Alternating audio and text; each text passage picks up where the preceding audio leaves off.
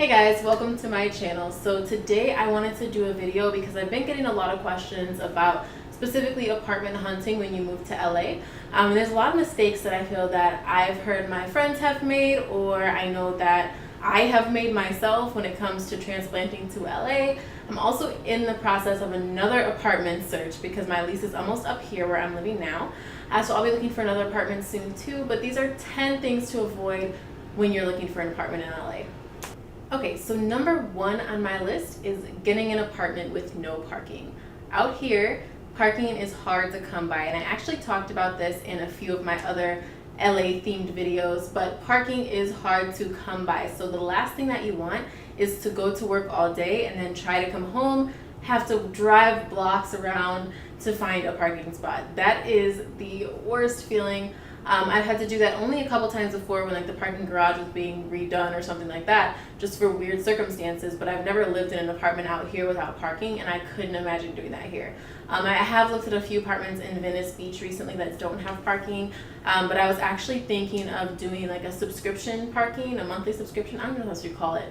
But I was looking at doing monthly parking over at a hotel over there because they offer for about $100, $125. So that's something to look into too. If there's an apartment that you really love and you want to move there but it doesn't have parking, sometimes there's places where you can park your car monthly that aren't too far away from your apartment. So that's one way to deal with it. Now, I always suggest going for the ones where parking is included in the rent, especially if you're looking to save money, because a lot of times even apartment complexes that have parking garages charge you extra for them. So just be careful of that. Make sure that you know if it's included in the rent or not, even if they have a parking structure there. The second thing, and the reason that I bring this up is because this just recently happened to me. This has never happened to me looking for another apartment. I think this is maybe my 5th or 6th apartment that I've ever had in my adult life, but this has never happened to me before the other day. And it's assuming that something is final before it is. That is the mistake. So I applied for this apartment out in Venice Beach. It was really cute. I really liked it. And I applied for it. They approved me after 3 days of sending them a ton of paperwork to verify my income, credit score, everything like that. After days of waiting, they told me that I was finally approved, and I was so excited. I was like, where do I send the deposit? I'm ready to go right now. I can sign the lease, and I'm ready to move in 10 days. So they didn't talk to me, they didn't contact me for 2 days after I told them that. And so I kept calling and kept trying to find out what's going on. So it turns out that they actually gave the apartment that they approved me for to someone else. And they didn't tell me. So they gave it to someone else before I had even applied for it. They just made a mistake in their system. And I guess that they didn't want to tell me because they felt bad. So then they tried to offer me another apartment that was there. So I said, okay, great, I will take that one. That's perfectly fine. It was a little bit different. It wasn't exactly what I wanted, but they said that they'd come down on the price a little bit. So I said, that'll work for me. How much is it? They were like, we have to check. We have to check and see what we can do for you. So 3 days have gone by now, and I'm still waiting for a response from them. So I am not going to be leasing with them.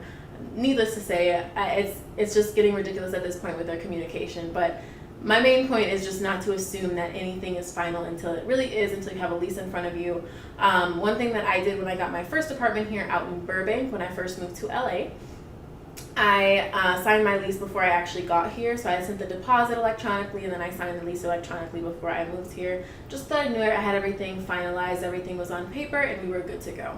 Now, this one is going to depend really on your personal preference, but I would say another mistake when moving here and looking for apartments here is picking an apartment that does not have AC. Now, I am sweating right now in my apartment that does have AC. It's because I have a hoodie on and I'm in front of the lights, but I'm sweating right now in my apartment that does have AC. I like to keep it 73 degrees, especially if you have a pet too. I have a dog. I want to always make sure that I have the AC on for her so that she's not hot. And then also those AC units that you can, the portable ones that you can bring in, that's a little bit of a solution as well. I know those are kind of expensive, especially if your apartment doesn't pay for your electricity. I love having utilities included. I don't have it here, but I am looking for an apartment that does.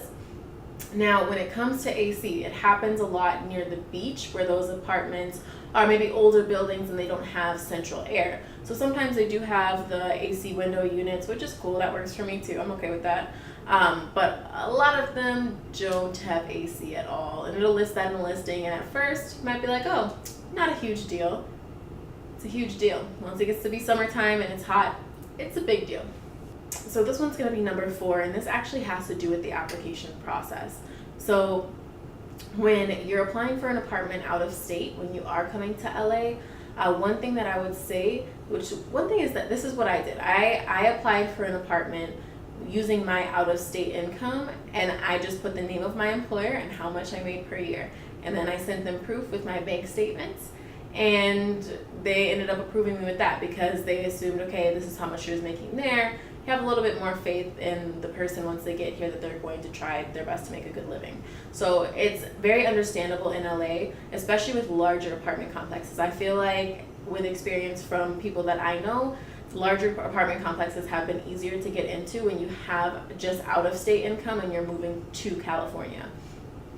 So my income was from my job in Michigan. I was quitting my job in Michigan to move to California, and they ended up taking my statements, and everything went through perfectly fine. So not all of them are going to be the case like that. A lot of smaller apartment buildings, just because they don't make as much money, they don't have a way to recoup the money if you don't end up paying.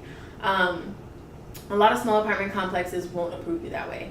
And that's just what I found. Sometimes they will, but really when it comes to income, I would say it's a mistake to worry completely about income, because there's a lot of people moving from out of state into LA. It's something that these apartment complexes see all the time. So they're very used to it. Explain your situation, let them know what you were doing before, let them know what type of income you have, what type of income you expect to have here, and a lot of times they're willing to work with you. But don't count yourself out just because you're moving from another state, losing that income and coming here. Number 5. Now this one, I like this one because I lived in a tiny apartment back home. I actually have an apartment tour video if you guys want to check it out, but it was really, really small. I think it was like 400 something square feet. It was little. And it was a tiny studio, but it had like a little separation between the bedroom and the living room. So this is going to be mistake number 5, I would say, is overlooking tiny studio apartments. I love tiny studio apartments because first of all, they're cheap. The utilities are cheap, and for the most part, I feel like I have enough room for everything that I need in a small studio apartment. And of course, I do have to be a little bit creative when it comes to storage sometimes if the apartment is really small, but for the most part, the savings that you get from having an apartment like that, it's really helpful. Those 300, 350, 400, 450 square foot apartments, don't count those out. They can be really, really useful for your budget. Now, speaking of budgets, mistake number 6 is looking for apartments that are outside of your budget. Now, it is very easy to start looking at lower priced apartments and be like, oh, I can add a couple hundred. Oh, I can add a little bit more than that. Oh, I can pay a little bit more than that too. Okay, that's fine. And then all of a sudden you have an apartment that's out of your range. A lot of times places may still approve you out here. Even if you're applying for something that you're not necessarily comfortably able to afford, and you know that because they don't know every single one of your other expenses. You might have a lot of things outside of just your basic bills. You might have other things to take care of or other things that you like to do or like to spend money on. So one thing is, do not go above your price range. If you feel like you are going to have this set fixed price range and you've looked at apartments in LA, don't get caught up in like, oh, I really, really like this one. I really want to live like this, and end up spending outside of your budget, because it can be so overwhelming. The number one expense that you want to have down is your largest expense, your rent. And when you go over budget with that, you end up cutting back on other things. So budgeting is super important, especially when you're a transplant in a new place.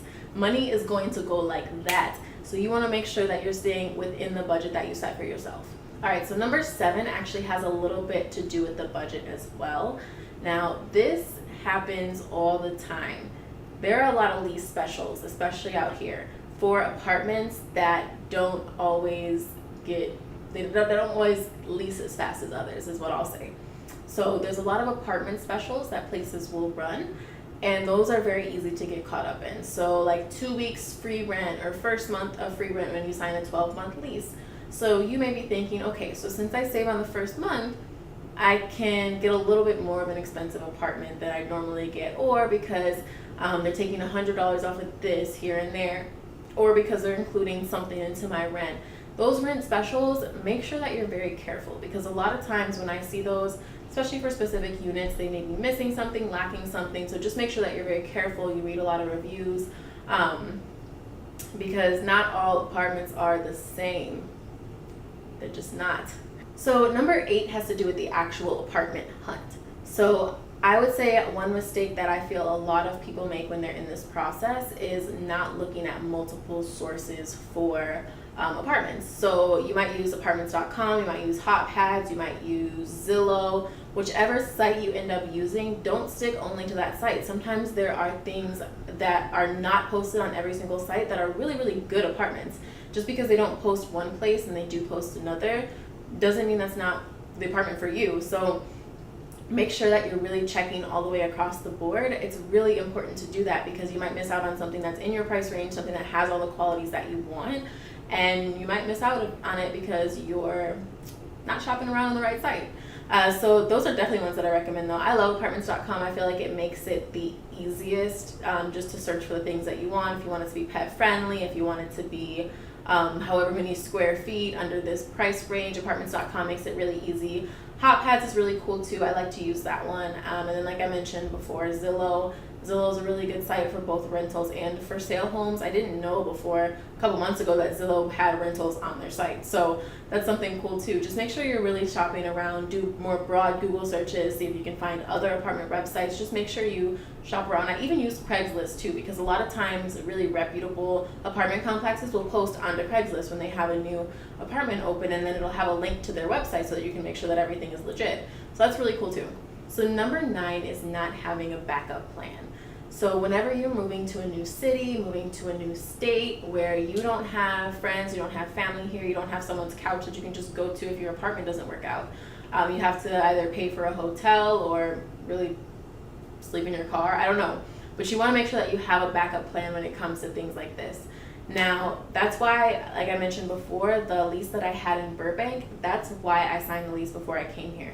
Because I knew that I paid the deposit, I signed the lease, my first month rent was paid for already. I had everything ready to go before I even flew to California. So that's really good.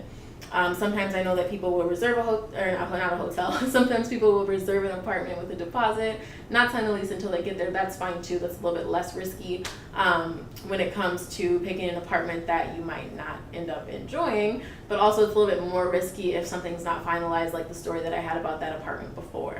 So, I mean, it's up to you how you want to do things. I would say have a backup plan just in case. Have a little bit of extra money saved just in case they don't have your apartment ready for you, or just in case you got caught up in a bad leasing agency and they gave your apartment to someone else.